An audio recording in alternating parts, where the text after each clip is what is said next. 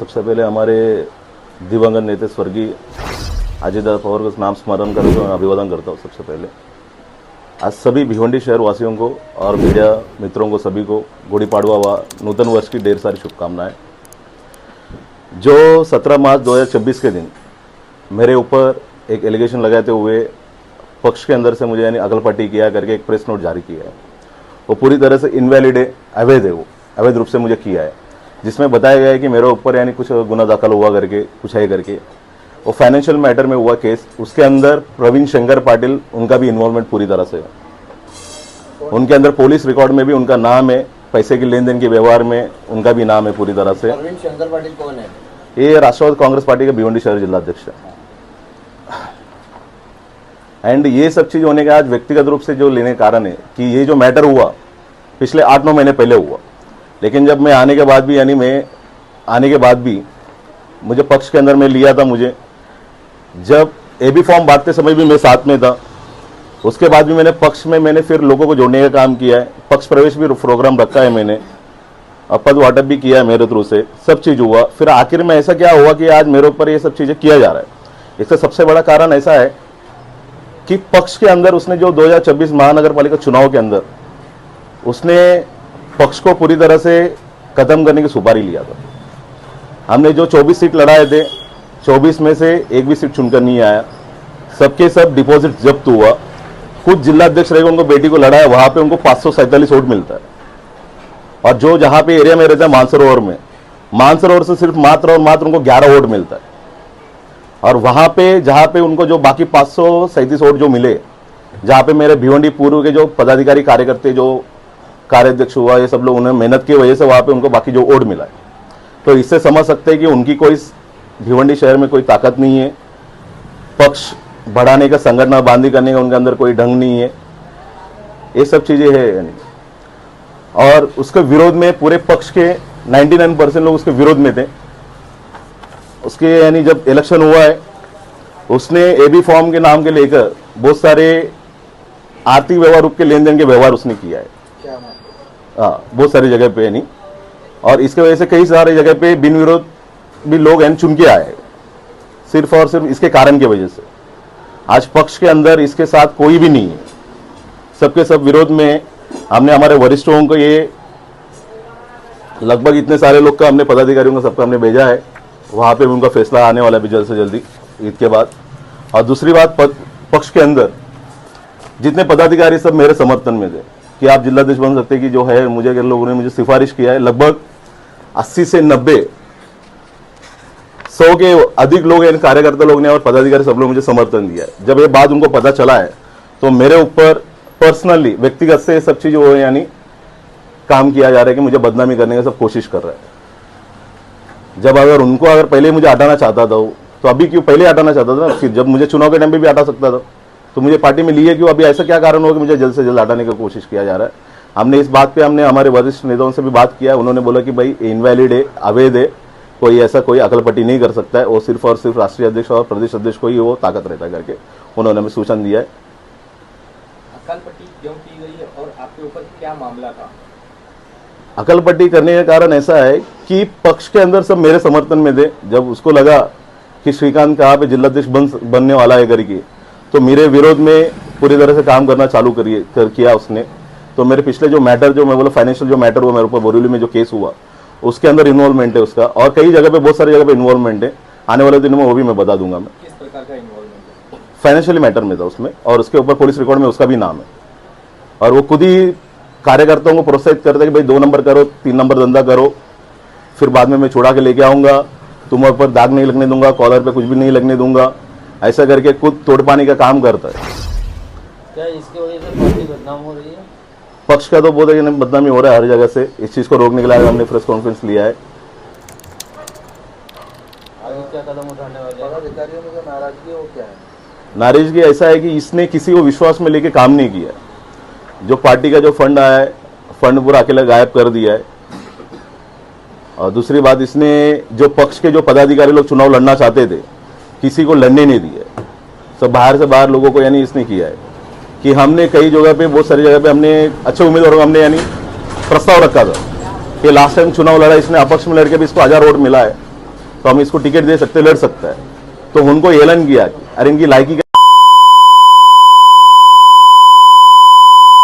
देंगे बोल के, ऐसा बहुत सारे लोग इसने नकार किया है। लेकिन कुछ जिलाध्यक्ष रहे उसको 547 वोट मिला है, वो भी एक जिला अध्यक्ष रहे के पार्टी का, उसको 547 वोट मिलता है। टिकट बांटने को लेकर भी लेन देन बहुत सारा हुआ है उसमें, बहुत सारे उम्मीदवारों से पैसा लिया गया है, वो भी चीज़ है। अभी आपका अगला कदम क्या है? हमने अभी वरिष्ठों से बात किया है कि ये ईद के बाद उसके ऊपर यानी सिर्फ घोषणा बाकी है उसका अगलबट्टी का, ये चीज़ हमें बताया गया है ऊपर से। अगर आपकी हकलपट्टी की जाती है तो अगला कदम क्या होगा और आपके साथ कितने लोग समर्थन में हैं? कम से कम मेरे ऊपर देखो, ये लेटर भी आपको मैं दिखा दूंगा, लगभग 100 के ऊपर अधिक लोग मेरे साथ हैं आज के टाइम पर। कि ये लोग मेरे सब मतलब समर्थन में लोगों ने सिफारिश किया है सब चीज़ का, और उसके विरोध में भी लोग हैं। अगर आपकी हकलपट्टी होती है तो ये लोग क्या आपके समर्थन में रहेंगे? रहेंगे डेफिनेटली।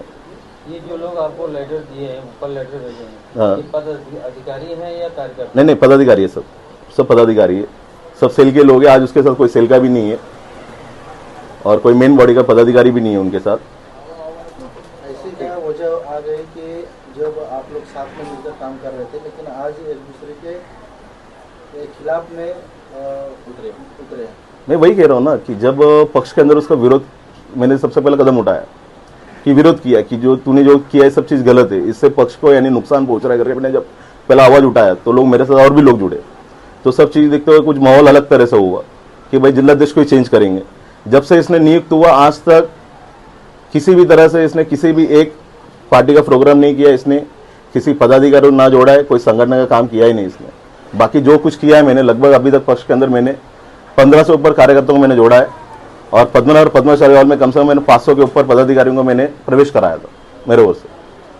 वो सब चीज़ मेरे फेसबुक इंस्टा में सब चीज़ है, उसका डेट वाइज सब चीज़ है। इस तरह से आप जिलाधिकारी पर आरोप लगा रहे कि आपसे भी उन्होंने पैसे की मांग नहीं की। डेफिनेटली मेरे साथ उसने किया है कि मेरे जो पदपेड़ी पब्लिक सेक्टर का जो काम किया जाता है हम लोग, यानी लोन देना, डिपॉजिट्स लेना, सब चीज़ काम होता है, उसके अंदर मुझे उसने 50% शेयर मांगा था उसने कि मुझे डायरेक्टर बनाओ तुम्हारे इसमें, बाकी जो रहेगा मैं करता हूँ, ऐसा करके।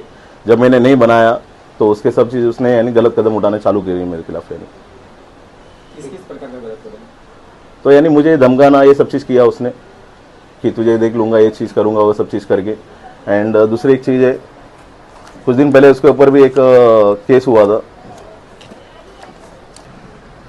प्रवीण साहब भिवंडी के अध्यक्ष बने, उनका पहला काम था कि वो अपनी पेरेंट्स बॉडी पहले बनाए, वो अपनी पेरेंट्स बॉडी पहले बनाए। पेरेंट बॉडी के नाम पे सिर्फ 3 जिला उपाध्यक्ष है, एक मैं हूँ, एक नामदेव साहब है और एक वालिया बलबीर बोल के है। और इसके आगे सचिव नहीं है, सेक्रेटरी नहीं है, मतलब कोई भी कार्यकारिणी पूर्ण नहीं है। इस बारे में हम लोग ने 10 बार बात इसके रिगार्डिंग प्रवीण जी को बोला गया है कि बाबा कार्यकारिणी की जो बॉडी है उसे पूर्ण किया जाए। तो वो असमर्थ रहे कार्यकारिणी पूर्ण करने में। उसके बाद जब इलेक्शन का माहौल आया तो हमने कहा कि कोर कमेटी बनाई जाए, तो उन्होंने उसका भी अपोज किया। उनका हमेशा से एक ही चीज़ रहा है कि होल एंड सोल मैं हूँ, मेरे वजह से पक्ष है भिवंडी के अंदर। तो हम उस चीज़ का विरोध किया कि भाई ऐसा नहीं होता है। अगर आप अध्यक्ष अकेला ही आपको चलाना है तो हम लोग को उपाध्यक्ष क्यों बनाए, हमें क्यों कार्यकर्ता? हम तो कार्यकर्ता है ना, रहने दो हमको कार्यकर्ता। अगर आप हमको पद देते तो हम सवाल करेंगे। तो उसी सवाल से नाराज़गी व्यक्त करते हुए उन्होंने मेरे को 10 बार फ़ोन करके धमकी दी है, तेरे को देख लूँगा, ये करूँगा, वो करूँगा, तू जिधर मिलेगा उधर मारूंगा, तेरे घर पे आके मारूंगा। मैं बोला मैं ये ऑफिस मेरा खुला हुआ है, मैं हमेशा ऑफिस में बैठा रहता हूँ इधर, कभी भी आना है आके मार के देख, तेरे में दम रहेगा तो मार, मेरे में दम रहेगा तो मैं देख लूँगा क्या करना है मुझे। ये सब चीज़ें हो चुकी है।